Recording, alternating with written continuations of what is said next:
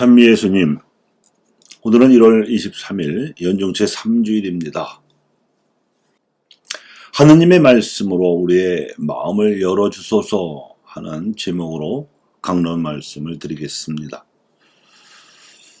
프란시스코 교황님께서는 지난 2016년 자비의 희년을 마치시면서 이 정신으로 살아갈 수 있도록 하느님 말씀 주의를 제정하셨습니다. 그래서 하느님의 자비가 담긴 말씀을 통해서 예수님께서 행하신 자비로운 일들과 그분께서 주신 사명에 따라 교회가 행하는 자비의 사도적 행동들도 지속되기를 바라신 것입니다. 이 주의를 제정하는 자의교서의 제목은 부활하신 예수님께서 실망감과 좌절감으로 닫혀있던 제자들의 마음을 활짝 열어주신 일을 기념하는 뜻으로 그들의 마음을 여시어로 되어 있습니다. 이 자의교서란 교황님께서 교회 내에 특별하고 긴급한 요구에 응하기 위해서 자의적으로 작성하여 발표하신 교황 문서를 뜻하는 말입니다. 그러니까 프란시스코 교황님께서 자비의 희년을 마치면서 하느님 말씀 주의를 제정하시고 이를 자의교서로 발표하셨다는 것은 우리 교회 안에서 하느님의 자비를 실천하는 전통의 약화됨에 따라서 이를 더욱 강화하기 위해 하느님 말씀애로 마음을 열자고 호소하신 것이라고 볼 수 있습니다. 그런데 이러한 취지를 감안하더라도 하느님 말씀 주의를 굳이 연중 제3주일에 배정하신 데에는 특별한 이유가 더 있다고 보입니다. 연중 제3주일은 해마다 성 바오로 회심 축일인 1월 25일을 기점으로 역사내서 9일 동안 지내고 있는 그리스도인 일치 주간 속에 들어 있습니다. 그러니까 프란시스코 교황님께서는 말씀으로 마음을 열어서 하느님의 자비를 실천해야 될 대상의 범위를 전 세계 가톨릭 신자들만이 아니라 같은 그리스도 신앙을 고백하고 있는 갈라진 형제들 모두에게로 활짝 넓히신 것입니다. 그러면 교황님께서 발표하신 자의교서 그들의 마음을 여시어를 아주 짧게 간추려 말씀을 드리겠습니다. 부활하신 예수님께서는 제각기 뿔뿔이 흩어진 제자들에게로 찾아가셨습니다. 그들은 예수님께서 십자가에 달려 돌아가신 후 커다란 실망을 느끼고 좌절한 나머지 3년 전에 제자로 부르심을 받은 후 키워오던 사도적 사명감을 포기해버린 상태였습니다. 특히 업으로 살다가 부르심을 받은 제자들에게는 그들이 다시 돌아간 갈릴레아 호수로 찾아가셔서는 그들이 밤새 허탕친 고기잡이 배에서 그물이 찢어질 정도로 물고기를 많이 잡게 하는 풍어 기적을 일으키셨습니다. 이렇게 당신의 정체를 알아보게 하신 후에 예수님께서는 제자들과 함께 빵을 나누시고 잡은 물고기까지 구워서 드셨습니다. 왜 이렇게 하셨을까요? 그것은 제자들로 하여금 당신이 분명히 죽었다가 다시 살아나신 존재라는 사실을 확인시켜 주시는 것입니다.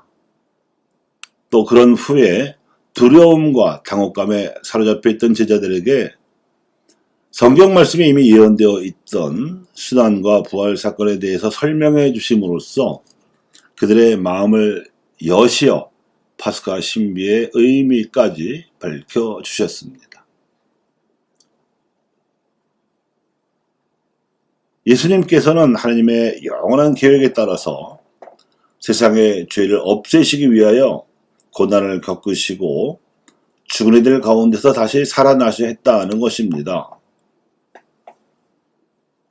사실 그분의 고난과 부활이야말로 세상의 죄를 대적할 하느님의 자비였습니다.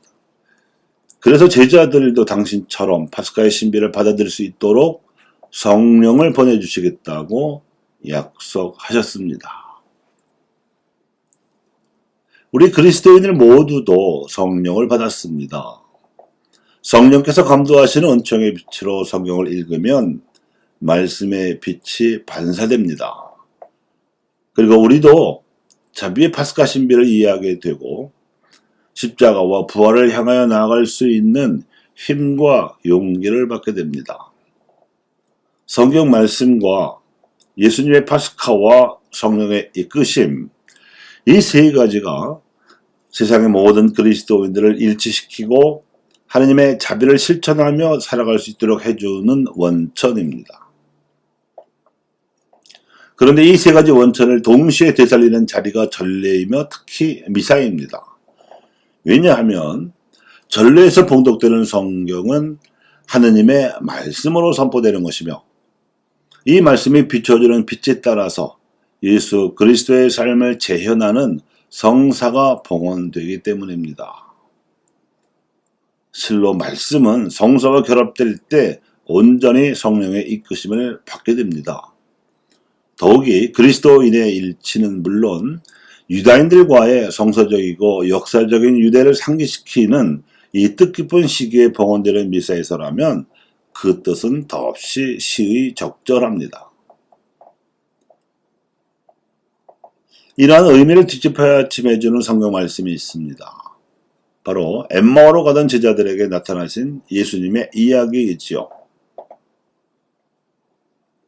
이 이야기에 따르면 부활하신 예수님께서 엠마오로 가던 제자들과 함께 하신 여정은 저녁 식사로 마무리되었습니다.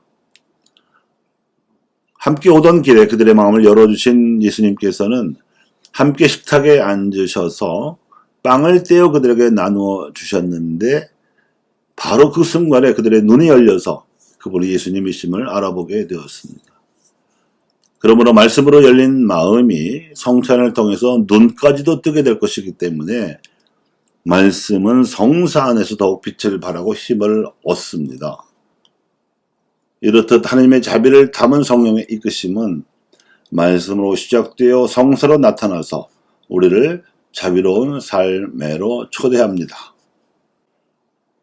하느님 말씀 주의로 지정된 오늘의 복음 말씀이야말로 하느님의 자비가 어떻게 드러나는지를 알려주며 또한 우리가 어떻게 하느님의 자비를 실천하여 세상의 죄를 없앨 수 있는지를 알려주는 길잡이입니다. 그 많은 예언서의 말씀 가운데에서 특히 그 긴 이사야 예언서 두루마리 속에서 예수님께서는 한 대목을 콕 집어서 선포하셨습니다. 그뿐만 아니라 그 대목에 기록된 말씀이 당신의 사명이며 이를 수행하시고자 목숨을 바치실 것임을 암시하면서 이렇게 덧붙이셨습니다. 오늘 이 성경 말씀이 너희가 듣는 가운데에서 이루어졌다. 무수한 예언 속에서 예수님께서 하느님의 자비가 실현되도록 선택하신 말씀은 이러했습니다. 주님께서 나에게 기름을 부어주시니 주님의 영이 내 위에 내리셨다. 주님께서 나를 보내시어 가난한 이들에게 기쁜 소식을 전하게 하셨다. 이렇게 당신 사명을 성대하게 설명하신 예수님께서는 그 가난한 이들이 병들어 찾아오면 낫게 해주셨고 마귀 들려 찾아오면 그 마귀를 쫓아내어 주셨습니다. 그리고 나서 치유되고 해방된 가난한 이들 앞에서 하느님 나라가 그들의 것이라고 선언하셨습니다. 그들에게 평소에 자비를 실천하지 않는 부유한 자들은 하느님 나라에서 대접을 받지 못하고 내쫓길 것이며 라자로에게 인색했던 부자처럼 하느님의 자비를 받지 못하는 고통 속에서 영원히 살게 될 것이라고도 부연하셨습니다. 가난한 이들의 고통은 세상의 죄가 쌓인 결과입니다. 그들이 짊어지고 있는 십자가는 그리스도인들이 함께 짊어짐으로써 가볍게 해주어야 할 예수님의 멍에이며 그리하여 예수님께서 열어 젖히신 하느님 나라에서 함께 부활하도록 마련된 길입니다. 그분이 창조하시려는 새로운 세상은 이렇게 하여 열리고 있습니다. 성령을 받으신 예수님께서 가난한 이들에게 하느님의 자비를 전하셨으니 우리도 가난한 이들에게 하느님의 자비를 전하면 성령의 이끄심을 받고 있다는 가장 확실한 증표가 될 것입니다. 또한 우리로부터 하느님의 자비를 나누어 받은 그 가난한 이들로 말미암아 예수님께서 새로 이룩하시는 세상 창조의 길에 함께 들어서게 될 것입니다. 고대 그리스에서 수도 아테네보다 더 번창했던 항구 고린토에서 지혜롭고 유력하며 좋은 가문 출신의 부유한 그리스도인들을 다 놓아두고 유독 무식하고 힘없는 가난한 그리스인들에게 복음을 전했던 바오로가 자신의 체험을 바탕으로 하느님 자비를 중심으로 세워지는 신앙 공동체에 대해서 이렇게 설파했습니다. 몸은 한 지체가 아니라 많은 지체로 되어 있습니다. 몸의 지체 가운데서 약하다고 여겨지는 것들이 오히려 더 요긴합니다. 하느님께서는 모자란 지체에 더 큰 영예를 주시는 방식으로 사람 몸을 짜 맞추셨습니다. 여러분 그리스도의 몸이고 한 사람 한 사람이 그 지체입니다. 그러면서 교회라는 그리스도의 몸에서 가장 약한 지체로 여겨지는 가난한 이들에게 복음을 전하는 사도들과 하나님 말씀을 전해주는 예언자들의 가르침을 바탕으로 삼아서 가난한 이들에게 자비를 전하는 기적을 행하는 은사와 병을 고치거나 도와주는 은사를 받으라고 품위 있게 권고하였습니다. 이미 분열되어 있던 고린도 공동체 상황을 염두에 두고 자기 이익에 따라 파벌을 짓는 분열 책동 대신에 하느님 말씀으로 자비를 행하게 되면 일체를 이룰 것이라는 전제를 깔고 점잖게 충고하는 사도 바오로가 보입니다. 공생활 중에 어느 날 예수님께서는 세 제자만 따로 데리시고 거룩하게 변모하시는 모습을 신비로이 체험시켜 주셨습니다. 그 순간에 나타난 모세와 엘리야는 사실 율법서와 예언서라는 말씀의 상징입니다. 즉 말씀 안에서 그리스도는 형언할 수 없이 찬란하게 빛나셨다는 뜻입니다. 우리는 주일 미사 때마다 모세와 엘리야를 말씀 안에서 만나고 있으니 우리의 성당들은 또 다른 타월산인 셈입니다. 거룩한 병모에 경탄한 베드로는 머물고자 했으나 스승께서는 산에서 마을로 내려가자고 분부하셨습니다. 말씀의 빛은 세상의 어둠을 비추어 주어야 하기 때문입니다. 그 옛날 에즈라 사제 때에 말씀을 들은 백성이 그 뜻을 알아듣고는 무릎을 꿇고 하나님께 경배하며 자신의 삶을 반성하는 뜻으로 슬피 울었듯이 말씀은 세상의 어둠을 비추기 이전에 먼저 우리 자신의 삶을 비추어 줘야 하는 빛입니다. 이는 우리로 하여금 예수님의 파스카 신비에 참여하게 해주는 빛이고 따라서 부활의 은총을 누리게 해주는 빛입니다. 그러므로 교우 여러분, 혼탁한 세상 풍조를 아무 생각 없이 쫓아가던 어리석음을 깨우쳐주고 밝은 눈과 맑은 정신으로 하느님 백성이 말씀에 따라 가난한 이들에게 자비를 전하는 창조적인 삶을 살아가기를 프란시스코 교황님과 함께 기도합니다.